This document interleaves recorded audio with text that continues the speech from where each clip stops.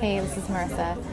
So I'm at the Atlanta airport and I am on my way home to Seattle after just spending 9 days on this bus with 54 other individuals from around the Seattle and Utah community, reflecting on my trip and around what this all means and how I'm going to bring it back home. And I just wanted to share my thoughts with folks, with 21 Progress, with our community.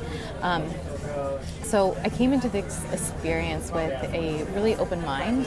I wasn't exactly sure what I was going to get. I think at the least it was going to be a history lesson. I was going to learn a lot about civil rights. I was going to learn a lot about a part of the country that I didn't really know very much of, just had a lot of stereotypes around. And then at the most, I was going to develop a really awesome program for 21 Progress and take what we were learning from this pilgrimage and apply it to what we're going to build in August, which I'm incredibly excited about. And so those were kind of my expectations around. That was kind of what I had walked into the experience with. Little did I know what I was actually getting myself into. It's incredible. So collecting my thoughts, these are the few that I'll share with you. I think first and foremost was the unexpected was around the personal relationships that I had developed during this trip.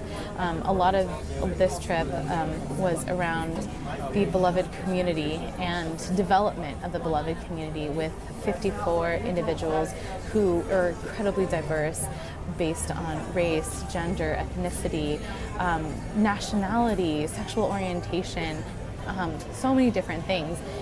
And within that community, within such diversity and differences with all of us, at the end of the trip, I really did feel like there was a family that had developed. I felt like there was a community, a one that was so incredibly loving and nurturing, that provided a safe space, provided a resource for people who are looking to make change and looking to address racial injustice in a way that was going to be proactive and a way that wasn't going to be shaming or judgmental to the people who are on the other side. Rather, this beloved community was about extending grace to others and about learning together and improving as a community together so that we can work towards a common good. I didn't expect to come out of this experience thinking with what I feel will be long life relationships. I can really honestly say that I've walked out of here and I've been able to connect with every single individual on that bus and have been able to see the uniqueness and the value in each person, and connecting with people who I never ever would have otherwise had talked to. It was just an amazing experience and also challenge in that respect. So I was first and foremost just incredibly grateful for that, and very much unexpected. The second thing I'll talk about, and I think it's the most profound thing, it's the thing that I'm taking with me, and the thing that I'm using to drive the work forward, is the amount of civic action and the amount of urgency to do something, whether it's within racial equity, within the racial equity movement, within the immigrant justice movement, the feminist movement, whatever it is that's your cup of tea. People were just interested in doing something and contributing to the progressive movement as a whole.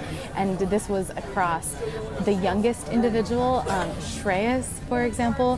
He's 15, and when I first talked to him on this trip on day one, I talked about social injustice and very lightly pointed out some things that I was seeing and that we were seeing in the communities, and pointing out that it was unjust. It was unjust that policies were set up in such a way that prevented certain people from voting. And at first he couldn't see these connections, and at first he couldn't see these lines. By day 3 in the pilgrimage, he walked up to me out of nowhere and kind of tugged on my shirt, and I looked over at him and he said to me, "Marissa, I see what you're talking about now." And I said, What Shreyas? What is it that you see? And he said, I see the injustice. It's everywhere. We have to do something about it. And that has grown. That was day 3, and now it's been day 9. And at day 9, I mean, just yesterday, Shreyas came up to me and we talked about, once we start seeing these injustices, we continue to see them, we continue to want to fix them or want to do justice to all these things that we know that are wrong. And he definitely has that, and he's trying to figure out how he's going to be able to contribute to this movement as a 15-year-old. And I think it's incredible. It's an incredible thing that he's going through.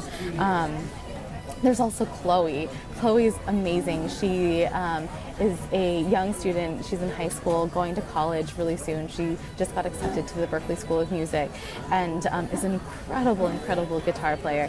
And before coming on this trip, Chloe said to us, she said that voting wasn't even in her forefront. She wasn't thinking about it. She knew that she could vote, but she wasn't planning to vote. She didn't see the point in voting.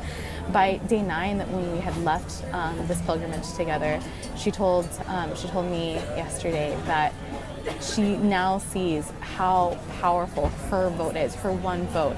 And she also has seen what other people have done in order to make sure that she has the right to vote. And in that, she knows that she has power. She knows that she can create change.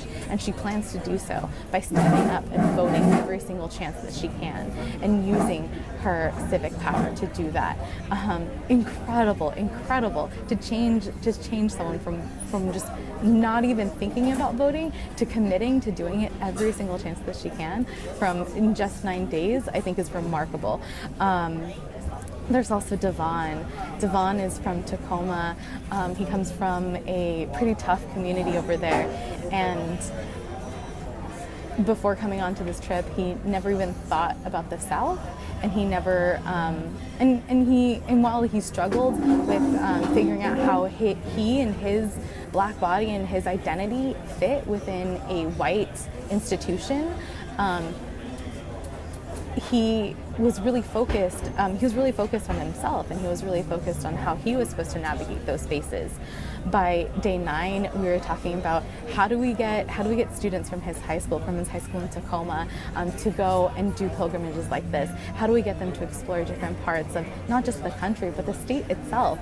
And how do we then, how do we connect them to their roots and spur this type of action? Because he sees the change within him, and he sees that it wasn't just a needed change, but it was a necessary change. It was necessary to fuel his growth, and it's going to help provide him with the momentum and the incentive that he needs to continue to get up every single morning and face the challenges that he has to face. And he wants to be able to bring the experiences that he's had back to the students in his high school. So we talked about how 21 Progress and he and us can work together to make sure that students in his high school are understanding their value, understanding that their power, and how they can show up for civics, how they can show up for their communities and make great changes. There's also Danish. Danish is also another student. He goes to school at the University of Washington. He is a tri-cultured individual, has lived in lots of different places, different countries, and has experience being in the privileged group and also has experience being in the most disenfranchised group within those communities. And when he first came in, he was really struggling around how does he identify with the American narrative around, this, what sometimes seems like black and white, just about black and white, and how does he fit within that when his history hasn't been in America, and he doesn't identify as either of those two categories. And so what he talked about was that was what he had come in on day 1. And day 9, last night, we stayed up till about 1 in the morning and talked about how he can be a better ally to his Palestinian friends who her suffering, and recognizing that there is controversy in his allyship, in his advocacy, and how he can bring multiple people to the table so that there can be more understanding, so that there can be more of a community that's built, and people can feel more supported. And so his narrative has changed from, thinking about his identities and figuring out how that fits into the U.S. into action, and thinking about how he can use his identities in the U.S., use the privileges that he has while he's here to advocate for the folks who are thousands of miles away. Those are just the students. I mean, we also have community members. The community members, I think our oldest one is just shy of 70. They range from all different types of professions, economic classes, and the folks who are retired, a lot of them and I talked about, now that they've been retired, they've always been interested in social justice, or they've been, interested in race equity to whatever degree because of their lived experiences or because of their work. But now that they're retired, how can they give back in a way that's meaningful, in a way that really utilizes and maximizes their skills and talents? And so they're thinking about that in this very day, and putting either their skills or their money into work. By the time that we had left the trip, we had already started civics action. It was incredible. We had this amazing opportunity to meet with Anthony Hinton, who is locked up, who's incarcerated on death row for 30 years, even though he was innocent. Devon, we had a Q&A. Anthony was able to come in, Mr. Hinton was able to come in and shared his experience with us, and talked about the injustice in the incarceration system. And all of us were so incredibly moved. I think all 54 of us were crying and wanting to be advocates for this person and for this unjust system that cares more about policy and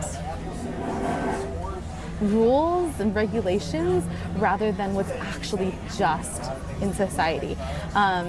Devon, during the Q&A with Mr. Hinton, Devon asked Mr. Hinton where he would like to go on vacation. And it was just a playful question. And Mr. Hinton said Hawaii, that he would really love to see the ocean. That very single day, myself and other individuals on the bus started making phone calls. We started connecting with people who we know had ties within the community. So we started fundraising. We put together a budget. We put together a proposal that we then sent to the Equal Justice Initiative, who represents Mr. Hinton, and then proposed it to Mr. Hinton. We just got the word yesterday that Mr. Hinton said yes. It is incredibly delighted and excited to be going to Hawaii. We're going to make it happen for him, no matter what. So various things are in play around that. People are pulling in resources, both with social connections and then also through monetary means.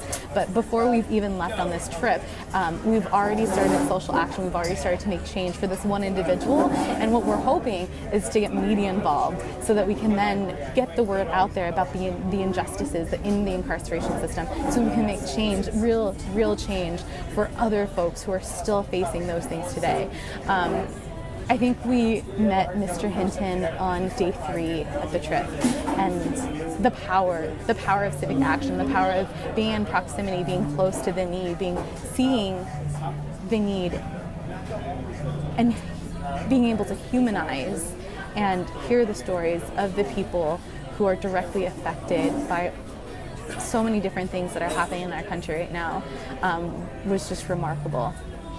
And I think that the way that it's whipped us into action, the way that we've been compelled into action, is nothing short of duh. Of course we would. Of course we would go and have all these experiences and want to contribute back. I don't think that you can come out of an experience like this and not think about how you can give, not think about your privileges in life, and not think about how you can be more equitable and how you can create a better community, one that is more loving, one that is more inclusive, and one that shares more. And so I'm in Atlanta, Georgia, sitting at this airport thinking about how I'm going to bring this back to my community. And there are a lot of things that I'm excited to implement. But first and foremost, 21 Progress, Bellevue High School, we're going to create our own pilgrimage. It's going to resemble a lot of this model, but it's going to be remixed. It's going to be another version for the communities that we work with, suited for the communities that we work with, but with the same goals and vision in mind, spurring civic action, letting folks know that they have the power, showing them that they have the power, and that they can do something to change the communities, change for the better the situation that their communities are facing. And I can't think of anything that is more uplifting or hopeful. As I board this plane in a few minutes, and as I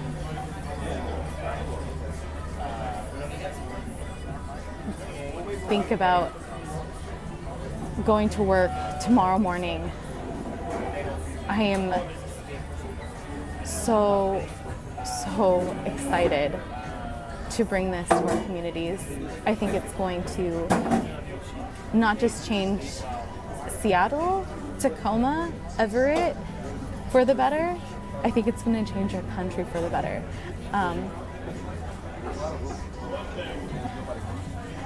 That's all I've got for now. Are you excited? I am.